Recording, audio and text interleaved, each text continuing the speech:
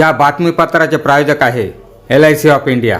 जिंदगी के साथ भी जिंदगी के बाद भी। संपर्क 9890984042। हे आता बातमी आहे येवल्यातून। सोशल मीडियावर आक्षेपार्ह पोस्ट टाकल्याप्रकरणी येवला शहर पोलिसात एक गुन्हा दाखल झाला आहे।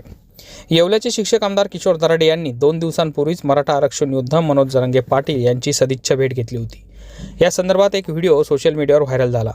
या व्हिडिओ संदर्भात येवल्यातील गणेश गवळी यांनी समर्थकांच्या भावना दुखतील अशी पोस्ट टाकल्यानं प्रतीक जाधव यांच्या तक्रारीवरून येवला शहर पोलिसात भारतीय न्याय संहिता 356(2) प्रमाणे शहर पोलिसात गुन्हा दाखल करण्यात आला असून या घटनेचा पुढील तपास पोलीस उपनिरीक्षक बोरसे हे करत आहेत।